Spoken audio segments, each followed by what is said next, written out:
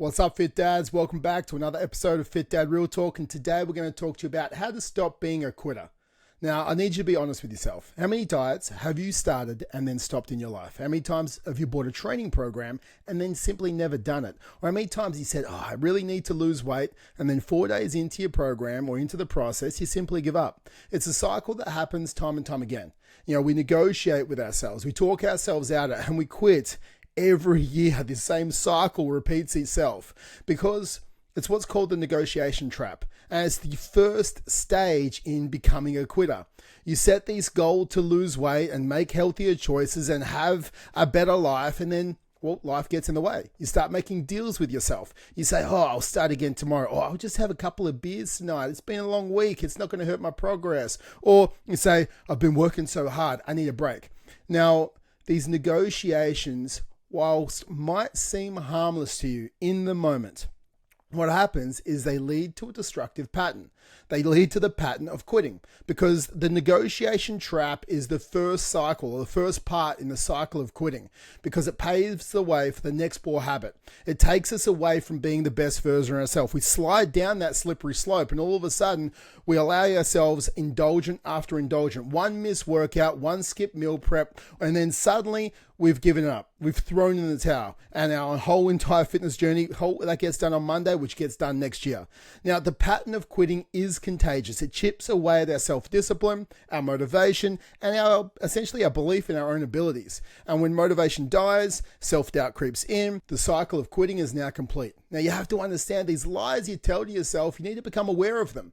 Negotiation is simply you buying into the lies. You say you're going to do the workout tomorrow instead of today, but then tomorrow turns into the next day, and then the next day, and then you're back where you started. You've given up. You convince yourself that you can't handle the discomfort of change. You're too busy. It's too hard. You don't have time to work out. Tracking takes too long. These lies are barriers to your progress, and they only serve you to keep you stuck right now where you are. The truth is, when you negotiate with yourself, you're saying, your goals aren't important. Your health isn't important. You're setting yourself up for mediocrity instead of striving for greatness, to being successful. So I'm going to give you these 7 quick steps to break this cycle. The first thing you have to understand is it's commitment over negotiation. You have to make a commitment to yourself and your goals, and you have to decide there is no room for negotiation. When you make a commitment, you're telling yourself that you're worth it. You're worth the effort. This is the new standard. You make these bright line rules. I'm going to do 8K steps a day. This is what it is. I don't care if you're doing steps at 10 o'clock at night.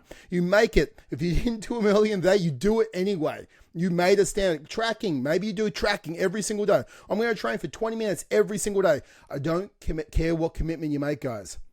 You just make one. And then you actually have the integrity with yourself to keep your word and do it. Step 2 is embracing discomfort. Okay, change and growth come with discomfort. Stop thinking it's going to be easy. It's not going to be easy. You're embarking on a journey to try and lose weight, to try and change your life, to try and get fit. It's a journey.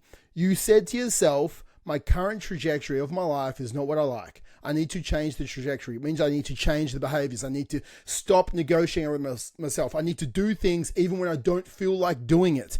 That's you needing to embrace change. You have to step outside your comfort zone. You need to lean into the discomfort, because that's where transformation happens. The third step is actually celebrating small wins. I don't want you to wait till you cross the finish line of the 20 kilos or the 10 kilos or whatever it is. I want you to recognize and celebrate every single small victory along the way, because, winning and ticking that sort of task off the list on a daily basis promotes a momentum. It promotes a winning attitude. So every time you do that 8K steps, or every time you track that nutrition, or every time you do that 20-minute workout, I want you to remind yourself, that's just like me. I want you to high-five yourself.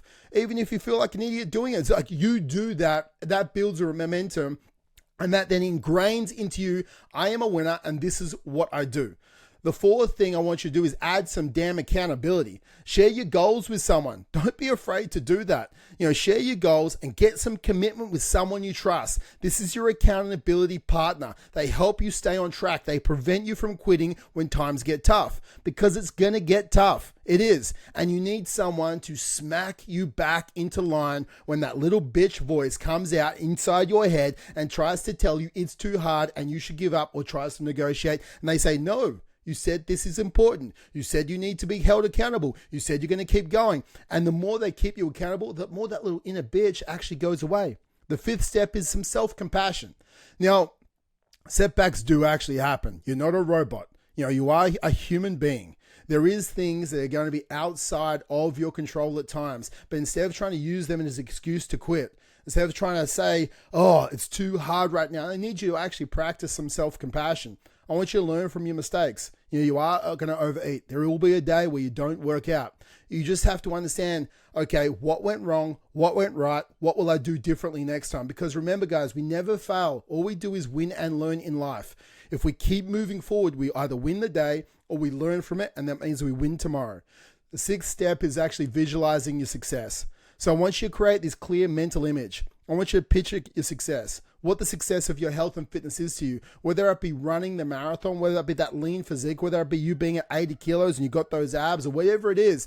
I want you to visualize it. I want you to have this clear mental picture. Like you can see yourself with it. I don't care if you can't. Don't try and get someone to Photoshop some abs on you if that's how you need to visualize it. If that's what you need to do, then you do it. You visualize your long-term success, and then every single morning you wake up, I want you to visualize your daily success. I want you to visualize yourself when you're going to get those steps in. Visualize yourself getting through that 20-minute workout. Visualize yourself actually hitting that nutrition plan, and how good you feel by saying no to things and saying yes to the best version of you. Now, the seventh thing and the last thing, I need you to stay future focused. So when the temptation to negotiate or to quit comes up, because it's going to come up, I want you to remind yourself your long-term goals. I want you to ask yourself, does giving in to this momentary desire right now align with the future version of me? Does it align with the best version of me? Does this choice help or hinder the future version of you? Because remember, you're not doing this for you today. You're doing this for the you 5 years from now, 10 years from now. The version of you that can still keep up with your kids. The version of you has lost weight and is the role model to your family.